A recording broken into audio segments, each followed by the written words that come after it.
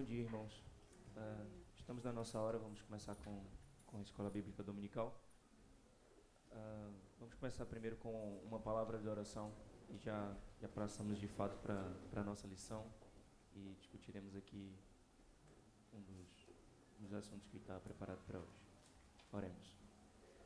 Senhor nosso Deus, queremos te agradecer, Pai, por estarmos aqui reunidos em Teu nome.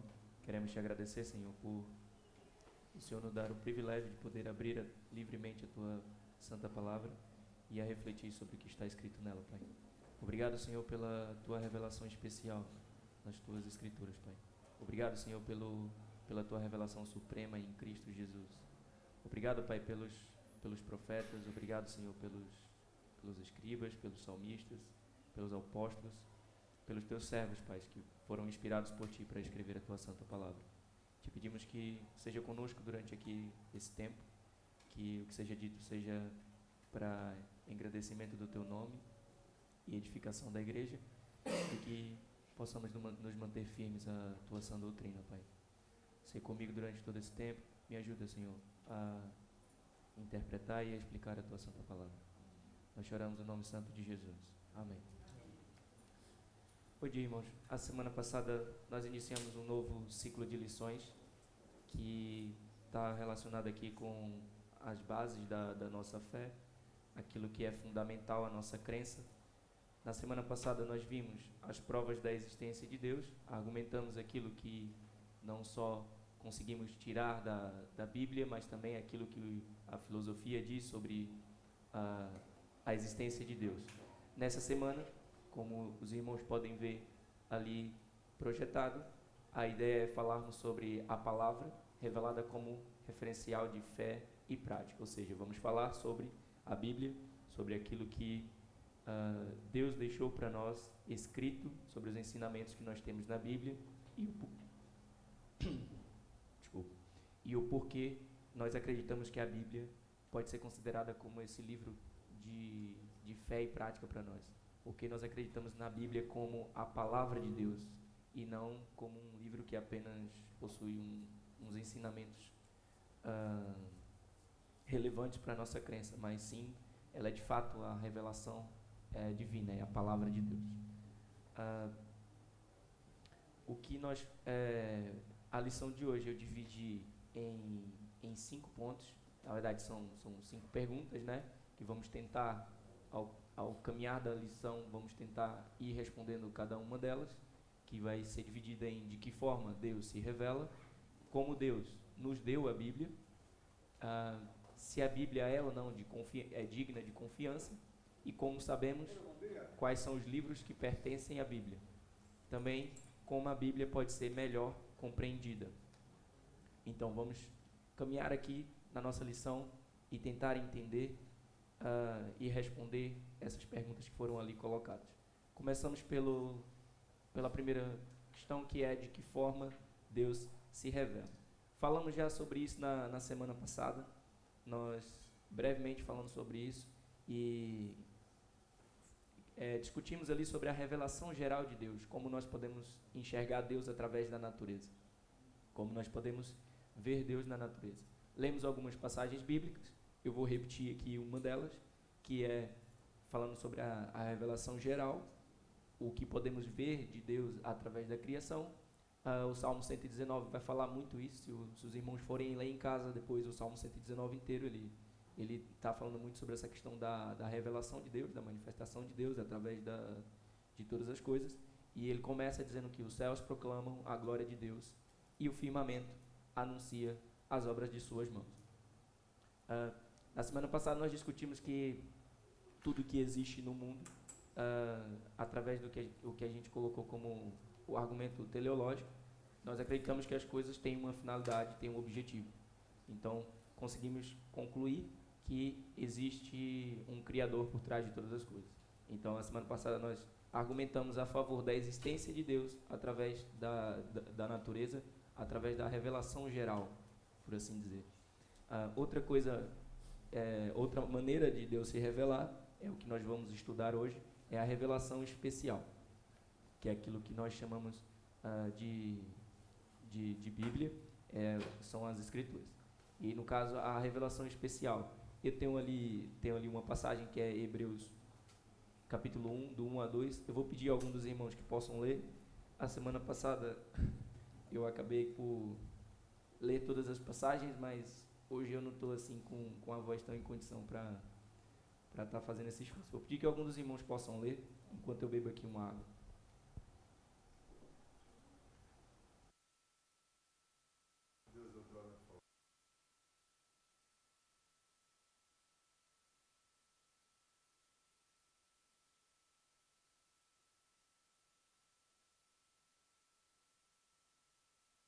Obrigado, Benete. Então, como podemos ver na passagem, a palavra de Deus, ela é revelada através das Escrituras. O autor aos Hebreus vai dizer que Deus, antes, no caso, ele está a mencionar o Antigo Testamento, havia falado de muitas maneiras, ou seja, no caso, aos patriarcas, aos profetas e, por fim, no final, ali a partir do versículo 2, o autor vai dizer que nesses últimos dias, Deus se revela através do Filho, através de Cristo. E aí é o que nós colocamos como a revelação suprema, ou o ápice da revelação divina. No Antigo Testamento nós temos os profetas, os patriarcas, temos, podemos mencionar os escribas, mas temos referência só a um, que é o Esdras. Temos governantes, enfim, temos várias pessoas que são usadas por Deus para escrever aquilo que Deus revelou para eles. No Novo Testamento, os apóstolos complementam aquilo que os profetas os outros escritores da Bíblia fizeram. Os apóstolos são comissionados por Jesus, têm a autoridade concedida por Jesus para poder ensinar e também escrever aquilo que eles precisavam ensinar, aquilo que Jesus tinha ordenado que eles ensinassem. Deus se revela, ou seja, aqui a gente começa a ver que Deus se revela através das Escrituras, ou seja, por isso que nós cremos que a Escritura pode ser usada como uma palavra de referencial de fé e prática para nós. Tudo que nós precisamos saber sobre Deus, nós temos revelado na Escritura. A revelação geral, ela nos dá conhecimento da existência de Deus, mas ela não nos dá características, não nos explica o caráter de Deus, não nos dá indicações sobre o plano redentor, enfim. A revelação geral nos dá uma ideia de que existe um Deus. E a revelação especial, que é a Bíblia, ela vai nos explicar o caráter desse Deus, vai nos explicar como que vai nos revelar, no caso, a nossa rebeldia, a nossa depravação através do pecado, e vai nos revelar também que existe um plano redentor para todo esse problema que existe relacionado ao pecado. Continuando aqui, nós podemos concluir a partir da revelação especial aquilo que nós dissemos aqui. A natureza mostra a existência de Deus, mas a Bíblia revela seu plano redentor. Ou seja, a Bíblia ela tem tudo aquilo que nós precisamos saber para alcançar a salvação, não era a melhor palavra, mas para conhecermos a salvação, para conhecermos os meios, no caso o único meio que é Cristo, para chegar até a salvação e para nos reconciliarmos com a divindade, com Deus. A Bíblia é muito importante para nós cristãos e nós como batistas temos um apreço muito grande pela palavra de Deus. A doutrina batista ela afirma a inerrância, a infalibilidade da Bíblia. Nós cremos que a Bíblia é inspirada, que ela foi escrita de uma forma que todas as palavras, vamos dizer assim, foram escolhidas por Deus para que fossem colocadas na Bíblia. Deus não é como algumas pessoas pensam, que a igreja foi quem criou a Bíblia, mas sim foi Deus que ao longo de todos esses anos construiu a escritura da Bíblia. Vamos passar avançando aqui para a segunda questão, é como Deus nos deu a Bíblia. Bom, aqui importa a gente fazer uma pequena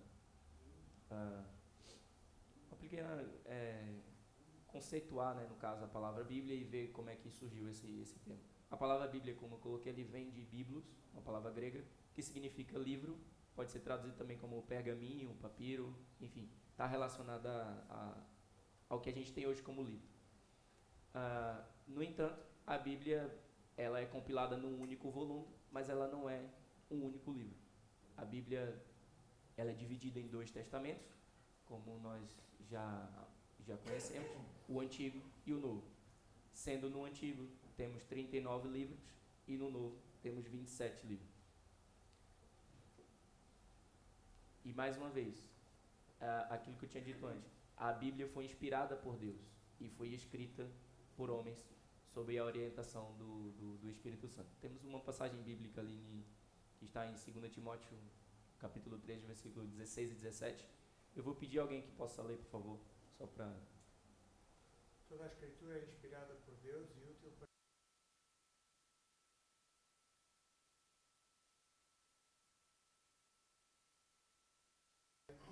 perfeitamente habilitado para toda boa obra. Ok. Ao contrário do que diz a tradição católica, como eu tinha falado antes, não foi a igreja que concebeu ou criou a Bíblia.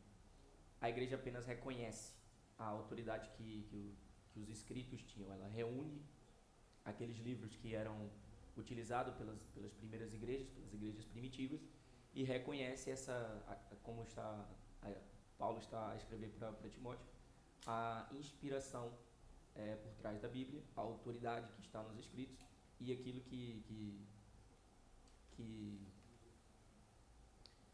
que Deus queria revelar para a humanidade. Ou seja, a igreja faz o trabalho de reunir os livros. E nós cremos que Deus guiou todo o processo, no caso da formação da Bíblia. Então nós cremos que a Bíblia é divinamente inspirada e acreditamos firmemente que ela é inerrante.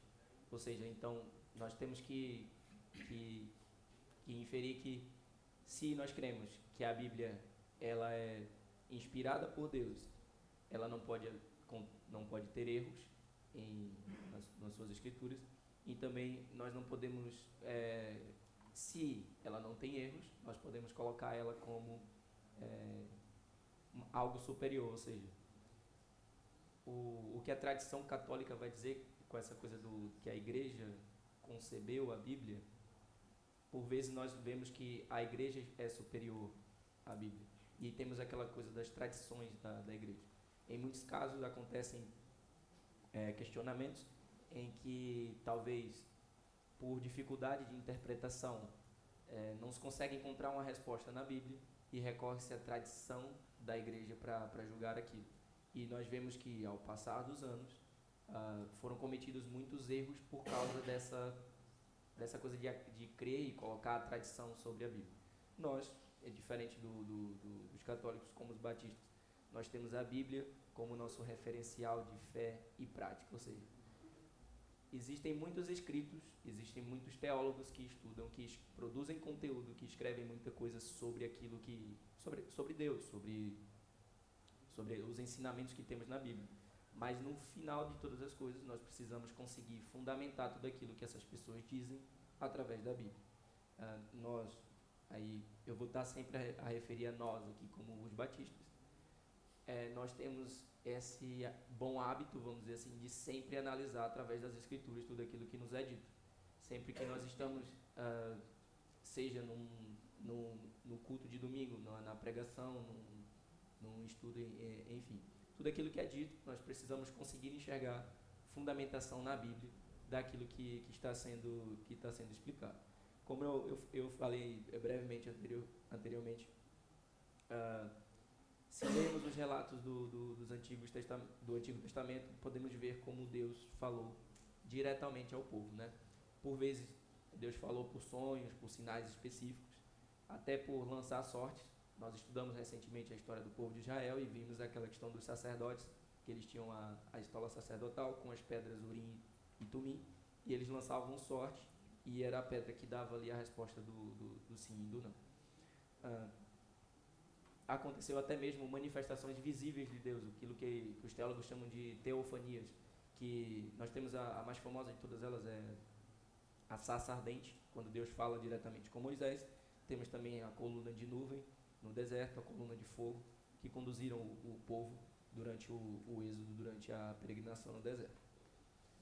Deus se revela também, como havíamos dito, pelos profetas e pelos apóstolos. De maneira primária, isto acontece por meio dos profetas ali no Antigo Testamento. E nós podemos ver que os profetas, quando lemos o relato da Bíblia, os profetas eram seres humanos comuns, como nós. Eram homens que tinham medos, tinham anseios, tinham seus questionamentos, tinham suas dúvidas, e vemos como Deus usou esses homens poderosamente para revelar a sua vontade, para revelar os seus ensinamentos, aquilo que ele queria propor para nós.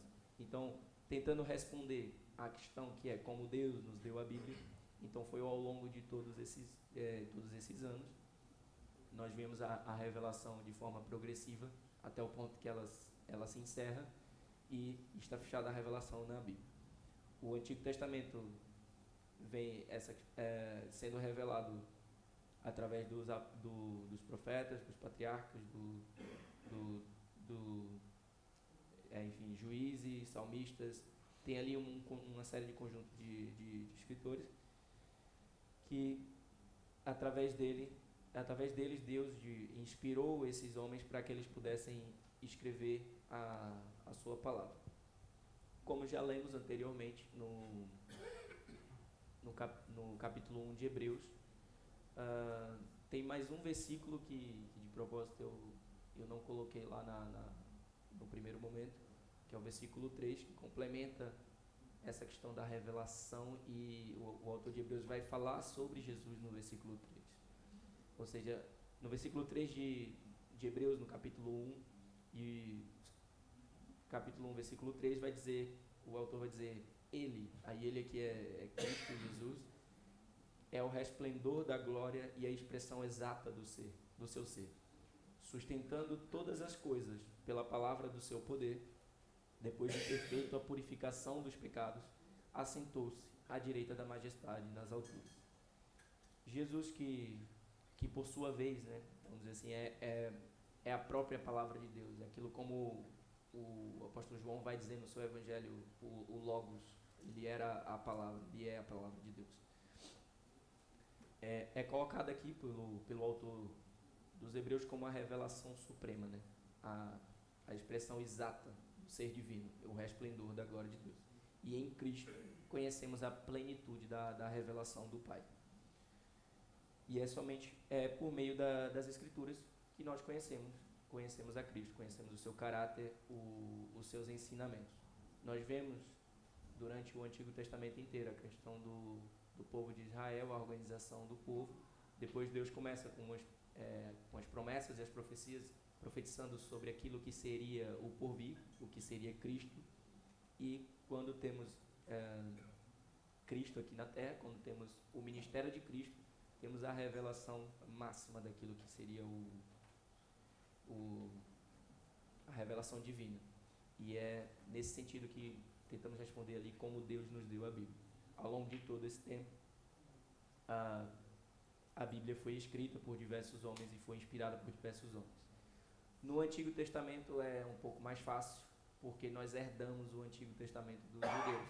É basicamente a Bíblia judaica, e nós herdamos o Antigo Testamento dos judeus. Tudo aquilo que está no Antigo Testamento é aquilo que os judeus têm como seu livro de fé e prática. O Novo Testamento, tivemos, né, no caso, essa questão por ter aquele quebra. Muitos judeus não creem que Jesus é o Messias, e então não reconhecem aquilo que foi escrito como ensinamento de Jesus como parte da Escritura Sagrada. Nós, como cristãos, seguimos os ensinamentos de Cristo, reconhecemos todo o ensinamento de Cristo como Escritura Sagrada, e por isso nós enxergamos o Novo Testamento, enxergamos os escritos dos apóstolos e dos seus companheiros, dos seus discípulos, como escritura sagrada também. E aqui tem coisas que nós podemos falar acerca daquilo que foi escrito, de como os apóstolos em si enxergavam eles próprios a escrever aquilo que eles escreviam. Ou seja, os apóstolos, eles tinham consciência de que o que eles escreviam ia fazer parte das escrituras divinas. Em vários momentos, em várias passagens bíblicas, não são assim tantas, mas em algumas passagens bíblicas nós conseguimos ver referência de um apóstolo para o outro, mencionando aquilo que o outro apóstolo escreveu como escritura divina, colocando na mesma classificação do Antigo Testamento. Então nós conseguimos perceber que eles tinham consciência de que o que eles escreviam, eles sabiam que se tornaria as escrituras, que ia complementar aquilo das escrituras, que eles traziam a nova revelação, que eram os ensinamentos de Cristo, e eles traziam de forma inspirada por Deus e com a autoridade concedida por Deus, por Cristo. Depois de vermos como Deus nos deu a Bíblia, a primeira pergunta, e é aquela que é nosso terceiro ponto, antes de passar lá, desculpa, eu já estava esquecendo disso. Vamos só falar da organização da Bíblia. Tínhamos falado antes que temos 39 livros no Antigo Testamento e 27 livros no Antigo Testamento. Esses livros, ele tem ali uma certa organização e ele é dividido basicamente assim. O Antigo Testamento, nós temos 5 livros, que são os 5 livros da lei, que é conhecido como o Pentateuco. Depois vamos ter 12 livros de história. Nós já estudamos, eu creio que estudamos todos eles. Sim, já estudamos todos eles aqui na nossa escola bíblica. Fomos ali pouco a pouco avançando sobre os livros. Depois temos 5 livros de poesia, 5 profetas maiores, que são aqueles que não são maiores em questão de autoridade, nada disso, tem a ver com o tempo de ministério e o quanto que eles escreveram. E depois os profetas menores, que são os 12. Normalmente os profetas menores são aqueles livros da Bíblia que, quando é mencionado, às vezes a pessoa até pensa assim, isso de fato está na Bíblia, mas eles estão lá. São aqueles livros que, quando normalmente os pregadores pregam e pedem para ver se abram e passa-se ali um tempo as pessoas já a folhearem a Bíblia porque tem alguma dificuldade em encontrar, mas eles estão lá também e tem ensinamentos pertinentes, tem palavra inspirada por Deus para nos ensinar aquilo que Deus queria nos ensinar. Passando para o Novo Testamento, nós temos os 4 evangelhos e ali tem pessoas que fazem classificações entre os evangelhos, colocam os 3 primeiros como os evangelhos sinóticos, que são aqueles que são testemunhos do ministério de Jesus por visões diferentes. Basicamente é isso. E o apóstolo João, ele escreve o seu evangelho com uma proposta diferente. O apóstolo João, ele traz a proposta de provar a divindade de Cristo, de provar que Jesus era de fato Deus e era de fato o Messias. No Novo Testamento temos apenas um livro histórico, que é Atos, no caso é Atos dos Apóstolos, que vai relatar a história dos apóstolos, todo o ministério deles, aquilo que foi acontecendo ao longo do tempo após a morte e ressurreição de Cristo. Depois temos as 13 cartas de Paulo, e temos ali outras cartas que tem alguns diferentes autores, desde João, Judas, Tiago, o autor de Hebreus nós não sabemos quem é, temos o apóstolo Pedro também, que são conhecidas como outras cartas, ou as cartas gerais. E por fim temos o livro de Apocalipse, que seria o livro de profecia ali do Novo Testamento. Entendemos ali como Deus nos dá a Bíblia, como ela foi revelada progressivamente. Já vimos aqui a organização da Bíblia e podemos passar para o terceiro ponto, que é a pergunta que é... Já falamos sobre isso, desculpa. A Bíblia é digna de confiança? E temos que conseguir concluir que sim. Se nós cremos que ela é infalível, que ela é inerrante, nós temos que não só a partir dela própria, nós temos que conseguir argumentar que sim, a Bíblia é digna de confiança. E muitas vezes aquilo que nós falamos anteriormente sobre aquela questão da igreja ter criado, concebido a Bíblia, ela quebra aqui um pouco essa questão da confiança da Bíblia muitas vezes. Quando entramos em discussões com pessoas que não creem na existência de Deus ou na autoridade da Bíblia, uma das primeiras coisas que as pessoas argumentam é: mas acreditas num livro que foi criado por uma igreja que tem grandes falhas, vamos dizer assim. Ao longo dos séculos nós vimos que a igreja católica cometeu algumas falhas graves, instituindo coisas que a Bíblia não fala claramente sobre aquilo. Eles chegaram em conclusões por dificuldades de interpretação, podemos dizer assim, que levou eles a cometer erros muito, muito graves. Então, a confiança da Bíblia é muitas vezes questionada, porque o processo de compilação, vamos dizer assim, o processo de formação da Bíblia, ele passou pela Igreja Católica Romana.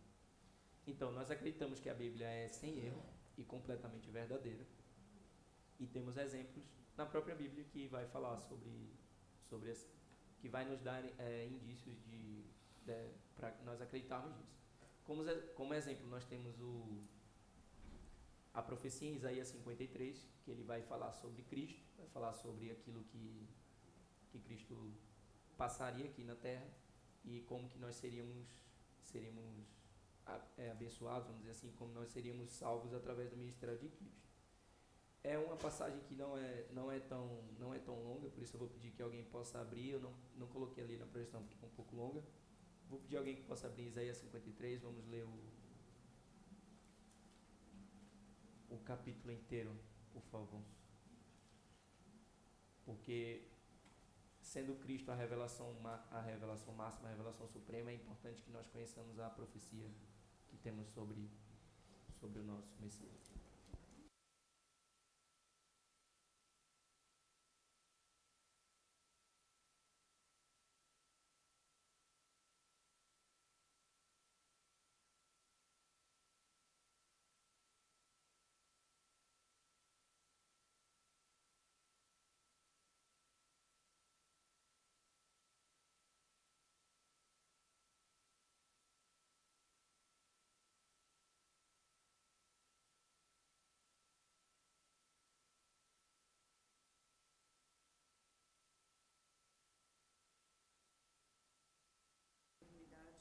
E as nossas dores levou sobre si. E nós o reputávamos por aflito, ferido de Deus e oprimido. Mas ele foi traspassado pelas nossas transgressões e moído pelas nossas iniquidades. O castigo que nos traz a paz estava sobre ele, e pelas suas pisaduras fomos sarados. Todos nós andávamos desgarrados como ovelhas, cada um se desviava pelo caminho, mas o Senhor fez cair sobre ele a iniquidade de nós todos.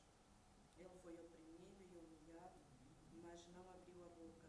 Como o cordeiro foi levado ao matadouro, e como ovelha muda perante os seus tosquiadores, ele não abriu a boca. Por juízo opressor foi arrebatado, e de sua linhagem quem dela cogitou? Porquanto foi cortado da terra dos viventes. Por causa da transgressão do meu povo, foi ele ferido. Signaram-lhe a sepultura com os perversos, mas com o rico esteve na sua morte, posto que nunca fez injustiça, nem dolo algum se achou em sua boca. Todavia o Senhor agradou-me ele, fazendo-o enfermar.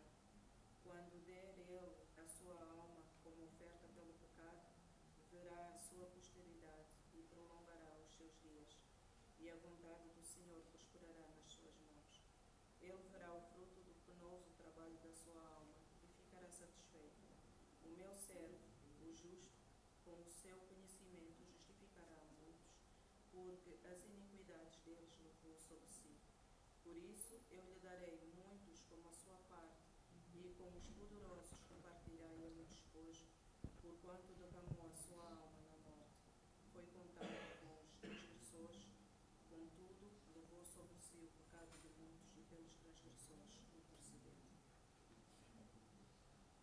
aqui no capítulo 53 do livro de Isaías, ele vai profetizar sobre Cristo.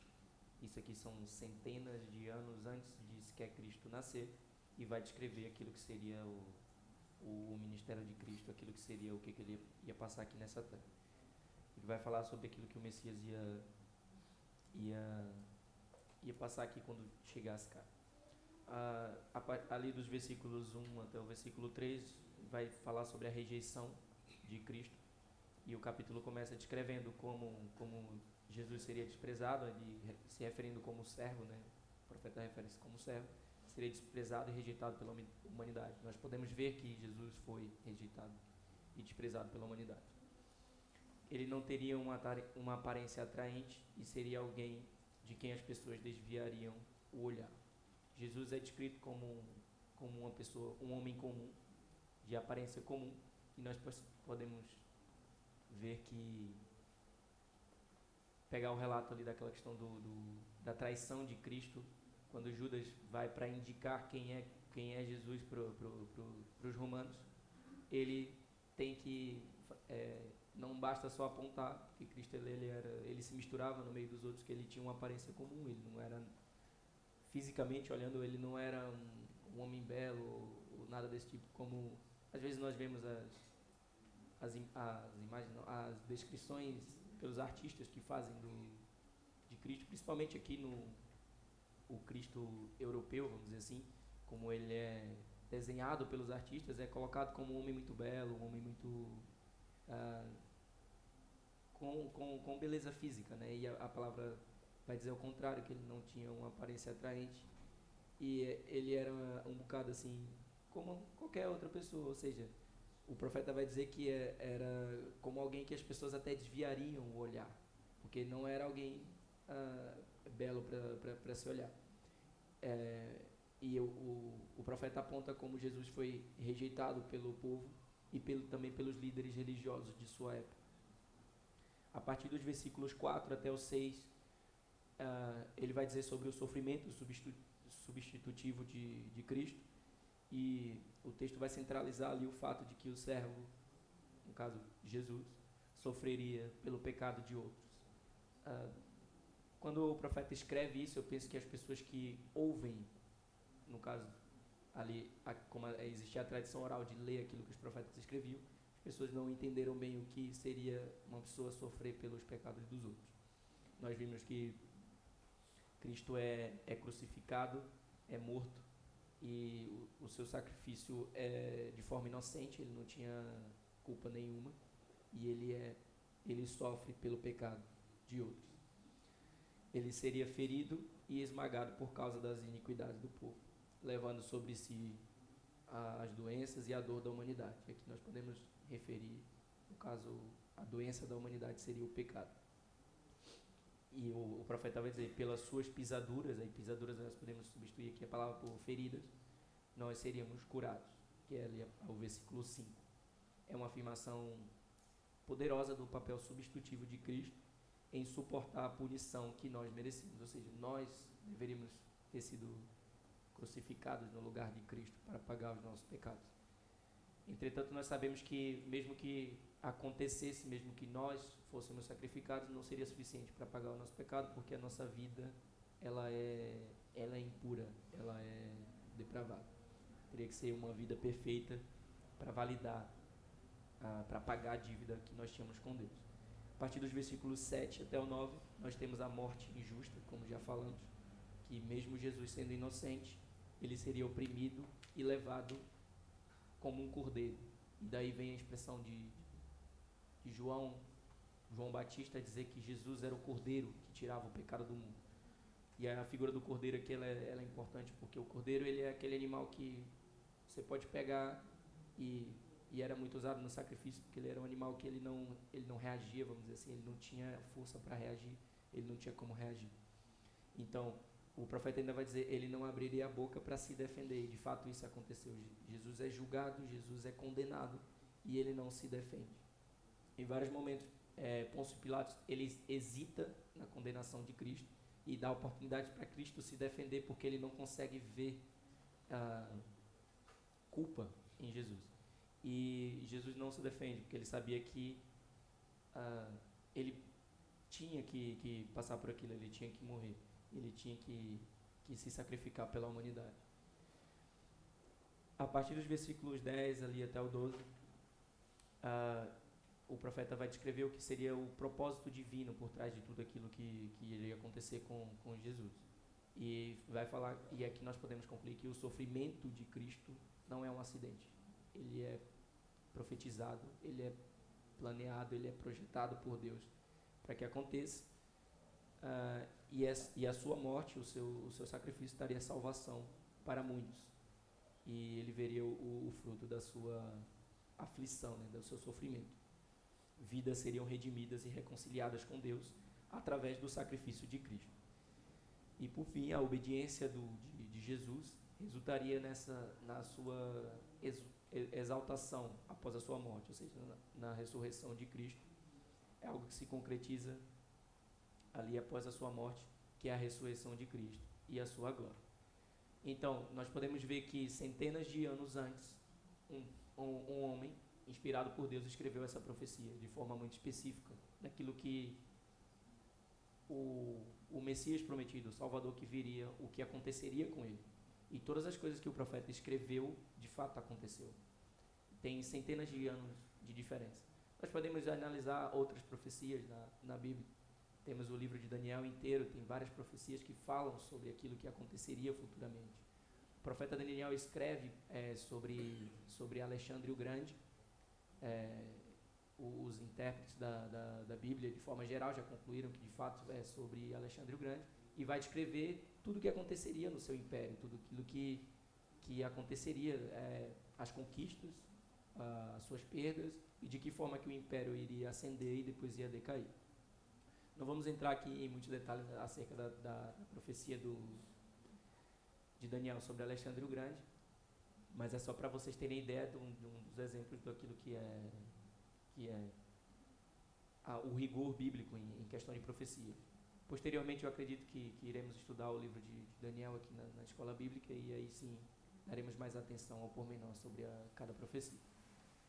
A Bíblia ela é escrita por mais de 40 autores e ela é unificada em sua mensagem e corroborada por descobertas arqueológicas. Aqui nós temos são 40 autores diferentes, numa duração de 1.500 anos, ou seja, pessoas que viveram em diferentes épocas, diferentes contextos, que falavam sobre uma mesma mensagem. E, por sua vez, nós podemos ver também que as descobertas arqueológicas confirmam aquilo que é descrito pela Bíblia. Nós podemos ver, hoje em dia, temos descobertas sobre a cidade de Jericó, temos descobertas sobre coisas que vão sendo investigadas na Palestina, e, enfim, naquela região onde é descrita que o povo de Deus viveu, e conseguimos confirmar aquilo tudo que é descrito pela Bíblia. Ou seja, a Bíblia traz relato histórico daquilo que foi acontecendo, e nós vemos as intervenções divinas na história, como vimos na semana passada. Deus ele age de forma ativa na história. Ali eu separei uma passagem bíblica para falar sobre essa questão da confiança da Bíblia. É o Salmo 119, 160, que diz assim: as tuas palavras são em tudo verdade, desde o princípio, e cada um dos teus justos juízos dura para sempre. Ou seja, além dessa questão da Bíblia ser a verdade revelada de Deus, nós temos outra coisa que a própria Bíblia diz que ela duraria para sempre. Ou seja, as Escrituras durariam para sempre. E nós temos visto que ao longo do tempo a Bíblia permanece, independente dos ataques que ela sofre, independente daquilo que é colocado contra a Bíblia, ela permanece. A Bíblia, como já falamos, foi escrita por mais ou menos mais de 40 autores diferentes, e entre esses escritores nós temos ali homens altamente escolarizados, que nós podemos citar Moisés, Lucas e Paulo. Moisés cresce como um príncipe na casa de Faraó, e era alguém que era preparado para ser um governante. Então era uma pessoa altamente escolarizada, tinha acesso à melhor educação daquela época, que era o Egito. E nós sabemos tudo que o Egito desenvolveu em termos de tecnologia, Enfim, Lucas era um médico. Lucas foi um médico, discípulo de Paulo, companheiro das viagens de Paulo, que também escreve a Bíblia. Paulo ele é citado na própria Bíblia como um grande teólogo, alguém que cresce aos pés de uma pessoa muito importante da sua época, de um grande doutor da lei. Então, Paulo era um fariseu que cresceu sendo ensinado nas melhores escolas, sendo ensinado pelos melhores mestres, e foi um homem altamente escolarizado que escreveu a Bíblia. Temos também reis, Davi e Salomão, e ali Davi, enfim, eram reis, mas Davi, por seu início da monarquia de Israel, nós podemos dizer que Davi não era assim tão altamente escolarizado, mas era um rei. Ele foi preparado não por homens, como nós mencionamos ali Moisés, mas foi preparado por Deus para reinar. Salomão é o homem conhecido como o mais sábio de todos. Enfim, depois temos doutores da lei, que no caso ali seria Esdras, estadistas, que temos o profeta Daniel, governadores, como vemos há pouco tempo, Neemias foi um governador do povo de Deus, e por fim, os mais simples possíveis. Eu mencionei 2, mas tem mais, tem alguns profetas também do Antigo Testamento que são homens simples, mas temos ali João e Pedro. Podemos colocar Davi também como um homem simples, até porque Davi ele era um pastor de ovelhas, e só depois que Deus ungiu ele através de Samuel que ele se torna rei. Eu tenho ali uma passagem que é Jeremias 1:9. Eu vou pedir a alguém que possa ler, por favor. Só pra... Depois estendeu o Senhor a mão, tocou-me na boca e o Senhor me disse: Eis que ponho na tua boca as minhas palavras.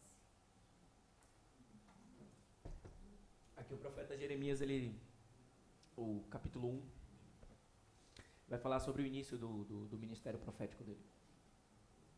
E o profeta Jeremias, ele começa escrevendo, duvidando daquilo que ele poderia fazer, duvidando do chamado de Deus. Ele argumenta que ele é muito, muito novo, comparado a outros profetas que surgiram. Ele vai dizer: eu sou muito novo para fazer essas coisas que Deus tem me chamado para fazer. Eu não acredito. É quase que ele questionando, ele não acreditava na capacidade dele próprio.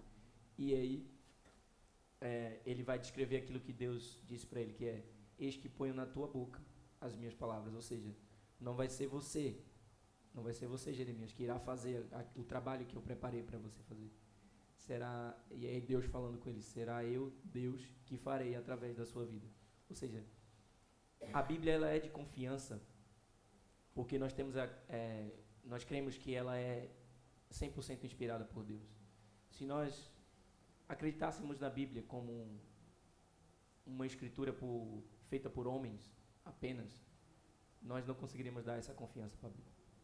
Tem coisas que a Bíblia descreve que somente Deus poderia falar sobre aquelas coisas, somente Deus poderia revelar aquelas coisas. E a partir daí nós podemos concluir que a Bíblia, sim, ela é de confiança. E ao longo dos anos, nós vemos como a Bíblia foi diversas vezes atacada, e ela permanece até hoje. Tem algumas pessoas que questionam sobre se a Bíblia foi ou não alterada, e nós podemos ver que a Bíblia não foi alterada não foi alterada no seu conteúdo. Nós temos, como o nosso pastor descreveu recentemente, temos algumas passagens que nós acreditamos por causa da arqueologia, que foi descobrindo novos manuscritos, ou seja, são cópias dos originais muito antigas, datadas até antes de Cristo, e que traz algumas passagens que não estão nas outras cópias. E nós mesmos, no caso aqui, nós mesmos, os cristãos, reconhecemos isso, a marcar nas nossas Bíblias, que andam por aí, a dizer: olha, essa passagem não estão nos manuscritos, manuscritos, ok, não vou conseguir agora, do Mar Morto, por exemplo. E fazemos essa comparação, ou seja, dia após dia tem homens que dedicam a sua vida a estudar, seja as línguas originais, sejam as traduções, a arqueologia por trás da Bíblia, e a descobrirem novas coisas que confirmam tudo aquilo que a Bíblia diz. Eu creio que o maior anseio dos homens, no caso dos arqueólogos cristãos ou judeus, é descobrir confirmações sobre aquilo que foi o dilúvio, sobre aquilo que foi coisas da Arca de Noé.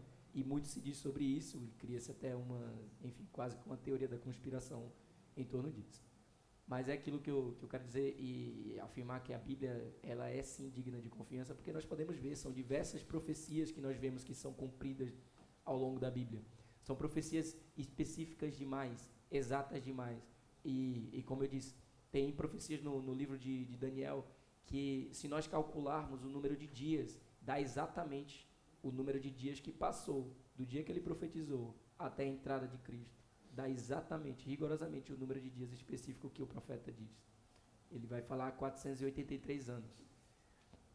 Só que o ano era contado de forma diferente, mas quando contamos o número de dias, dá exatamente os 483 anos que iria acontecer desde a queda do Império da... Agora aqui, eu penso que é Artaxerxes, o Império da... Agora, isso, da Pérsia. Me fugiu o nome. Eu estava aqui dos Medas, mas da Pérsia. Obrigado, Cristina. E nós vemos que a Bíblia, de fato, demonstra essa confiança. A Bíblia é um dos livros que mais foi traduzido ao longo de todos os tempos. A Bíblia é o livro que mais tem cópias de si mesmo. Nós acreditamos em alguns livros de grandes filósofos que nós levamos esse conhecimento quase como prática nas nossas vidas, que o escrito desses filósofos tem pouco mais de 10 cópias. E nós acreditamos piamente que aquilo, de fato, foi o que o filósofo disse. Em contrapartida, a Bíblia tem milhares de cópias daquela época. São mesmo milhares de cópias, aproximadamente 2.500 cópias, que os monges naquela época fizeram ali na altura da igreja primitiva mesmo. Nos primeiros séculos, eles tiveram esse trabalho de copiar a Bíblia. Avançando aqui para o que seria também uma das coisas da Bíblia que vai provar isso, uma das profecias é a questão, e nós argumentamos sobre isso na semana passada, que foi o povo de Deus, os judeus. E aí nós falamos que no ano 70, por volta do ano 70 depois de Cristo, os judeus eles são dispersos pelo mundo, e somente em 1948 é fundado novamente o Estado de Israel, como conhecemos hoje. E os judeus começam a regressar à sua terra. E esse acontecimento ele foi profetizado 2.500 anos antes da acontecer. Nós vemos através do profeta Ezequiel, capítulo 36 e 24, e ele vai dizer: tomar-vos-eis de entre as nações, e vos congregarei de todos os países, e vos trarei para a vossa terra. Ou seja, os judeus tinham essa crença, porque como eles creem na Bíblia, eles sabiam que um dia iria acontecer, não sabiam quando, mas eles confiavam que isso ia acontecer, e aconteceu, 2.500 anos depois, que o profeta diz aconteceu. Se a Bíblia é a palavra de Deus, e o que diz é verdade, existem evidências internas que comprovam a sua veracidade, como nós já vimos as profecias. E o rigor histórico e a realização das profecias têm de ser capazes de demonstrar que a Bíblia diz a verdade, sendo um livro digno, assim, então, de aceitação. Vamos avançar, então, para a próxima pergunta, que é: como sabemos que livros pertencem à Bíblia? E vamos falar um pouco sobre aquilo que foi o processo de formação do que chamamos de cânon, né, o conjunto de livros da Bíblia. A Igreja reconhece os livros inspirados por Deus com base na autoria apostólica, e aqui a gente vai se focar mais no Novo Testamento, porque o Antigo Testamento ele é mais, como eu disse, ele foi herdado pelos judeus, nós recebemos por herança. Então a Igreja reconhece os livros inspirados por Deus com base na autoria apostólica e a aceitação nas primeiras igrejas, ou seja, os escritos que são reconhecidos como parte da Escritura, o processo por trás são livros escritos pelos apóstolos, ou pessoas próximas dos apóstolos, ou seja, ou discípulos dos apóstolos. Ok, são. Outra coisa, são livros aceitos nas primeiras igrejas, as pessoas reconhecem esse livro. Não podia acontecer, por exemplo, eu tenho aqui uma carta que Paulo me enviou e ninguém sabia daquela carta, ou seja, um livro assim, uma carta assim não era aceita pela igreja naquela altura. É só para que os irmãos entendam como foi basicamente o, o processo. E ainda falando sobre o Antigo Testamento, nós vemos que Jesus e os apóstolos confirmam e reconhecem o Antigo Testamento como escritura. Lucas 24, 44 vai falar sobre isso. A seguir, Jesus lhes disse: são estas as palavras que eu vos falei, estando ainda convosco. Importava se cumprisse tudo o que de mim está escrito na lei de Moisés, nos profetas e nos salmos. Ou seja, Jesus ele menciona a lei de Moisés, no caso aqui quando ele está falando na lei de Moisés, ele menciona o Pentateuco inteiro, que são conhecidos como os livros da lei, nos profetas e nos salmos. Então, Jesus ele vai dar essa autoridade, né? No caso, reconhecer a autoridade do Antigo Testamento aqui, quando ele menciona e ele cita os escritos do Antigo Testamento. E depois, aqui a questão do Novo, como eu já tinha falado sobre isso antes, no Novo Testamento os apóstolos eles tinham consciência de estarem a escrever a palavra de Deus. Podemos ver isso, e aí uma das passagens que a gente pode ver é 2 Pedro 3, do 15 a 16. Eu vou pedir alguém que possa ler, por favor.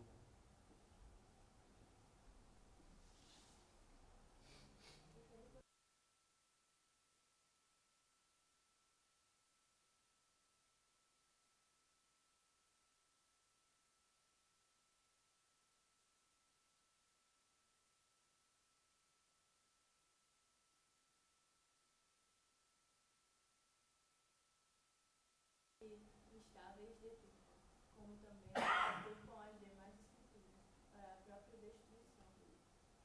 E ali de propósito eu destaquei as demais escrituras, ou seja, o apóstolo Pedro, ele coloca aquilo que Paulo escreve para as igrejas no mesmo patamar, vamos dizer assim, no mesmo nível do Antigo Testamento. Ou seja, ele vai dizer, assim como eles deturpam o que os profetas, o que nós vemos a lei, eles deturpam a lei, eles deturpam também aquilo que Paulo tem escrito no nosso tempo.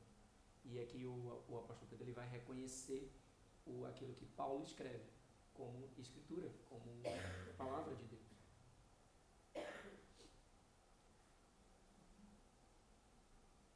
Espera que eu avancei muito rápido aqui. Ok, aqui, só para concluir essa parte, como sabemos que livros contêm a Bíblia,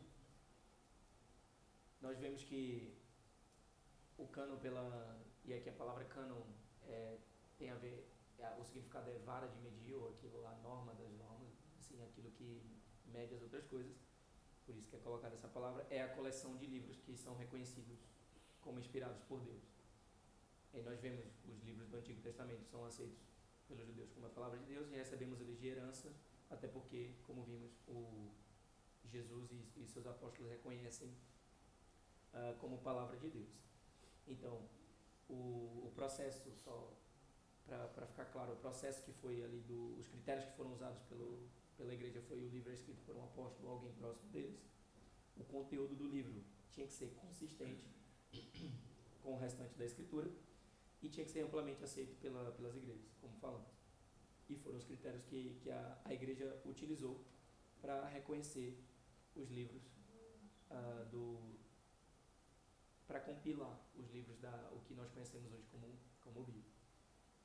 Então, nós sabemos que os livros que pertencem à Bíblia é baseado na crença da inspiração, não só pela escrita, mas também que Deus guiou todo esse processo de reconhecimento daquilo que foi a formação da Bíblia.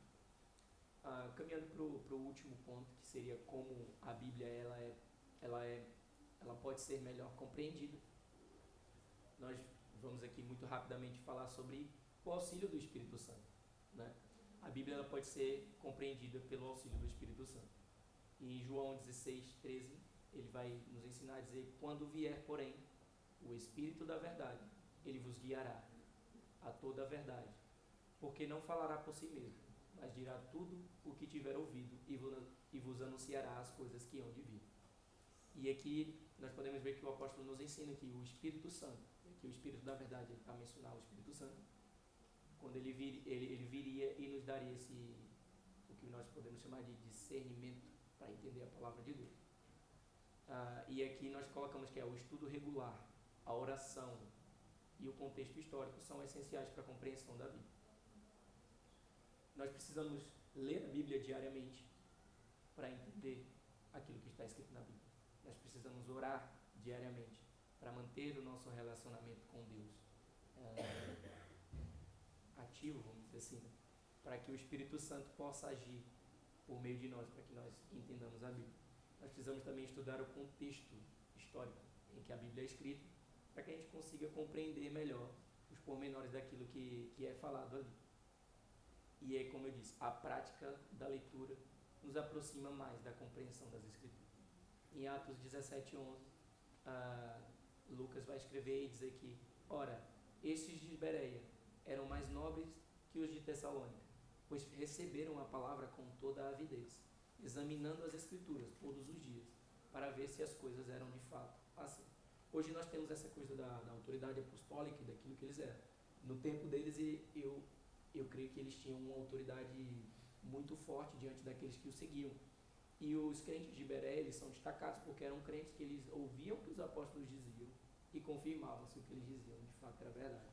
Ou seja, eles estavam sempre a ler as Escrituras e avaliar tudo aquilo que lhes era ensinado. E é aquilo que eu coloquei ali, a afirmação: o estudo regular, a oração e o contexto histórico são essenciais para a compreensão da Bíblia. Aqui nós conseguimos concluir que a Bíblia, ela é o maior presente de Deus, que Deus nos deu para entendermos quem Ele é e seu plano para nós. Através da Bíblia, Ele nos apresenta Jesus e o plano da salvação, e somos aqui por crermos em Deus e na sua divindade e reconhecermos que a Bíblia é esse livro tão importante, que traz ensinamentos tão importantes. Nós somos desafiados a ler e aplicar a Bíblia diariamente, com seriedade e fé. Nós consideramos a Bíblia como o livro mais importante de todos. E as questões que eu queria deixar para o final, para os irmãos refletirem é: temos nós lido a Bíblia diariamente com o rigor que ela merece? Temos de fato fé que na Bíblia podemos encontrar salvação por meio de Cristo? E por fim, temos permitido que a palavra de Deus, quando lemos, penetre nas nossas vidas e nos mude radicalmente? Temos sido transformados pela leitura bíblica? Porque se nós lemos diariamente e a nossa vida não é transformada por aquilo que lemos, não faz sentido. Não faz sentido continuarmos a ler esse livro que nós acreditamos que é um livro que transforma as vidas através dos ensinamentos de Cristo. Vamos orar para terminar a nossa lição. Senhor nosso Deus, obrigado, Pai, pela Tua revelação especial. Obrigado, Senhor, pelas Tuas Escrituras. Obrigado, Senhor, por cada homem que escreveu as Suas palavras, Pai. Obrigado, Senhor, porque o Senhor usou esses homens para que hoje nós pudéssemos refletir acerca da Sua glória, acerca do Seu amor, acerca da Sua salvação. Obrigado, Senhor, pelo ápice da Sua revelação, que foi Cristo. Obrigado, Pai, pelo sangue de Cristo derramado naquela cruz. Obrigado, Senhor, pelo perdão que o Senhor nos concedeu através de Cristo. Que o Senhor nos ajude, Pai, a diariamente a ler e meditar na Sua palavra. Que o Senhor nos ajude a guardar os Seus ensinamentos, a guardar a Sua lei. Que o Senhor nos ajude, Pai, a nos manter fiéis à Tua palavra. Que o Senhor nos ajude a entender aquilo que a Tua palavra diz. Faz com que o Teu Espírito Santo seja conosco a todo tempo, para que nós possamos compreender o que as tuas Escrituras dizem. Obrigado, Senhor, pelos homens que o Senhor tem levantado ainda no nosso tempo para nos ajudar a interpretar a Bíblia. Obrigado, Pai, pelo trabalho dessas pessoas. Obrigado, Senhor, pela vida de cada um deles. Continue os usando e capacitando para que eles possam escrever e interpretar de forma rigorosa e se manter na sua sã doutrina. Nós choramos, te pedimos que nos dê um bom tempo de culto aqui. E obrigado, Pai, pelo tempo que nós passamos aqui a refletir sobre a Tua palavra. Nós choramos em nome de Jesus. Amém. Obrigado.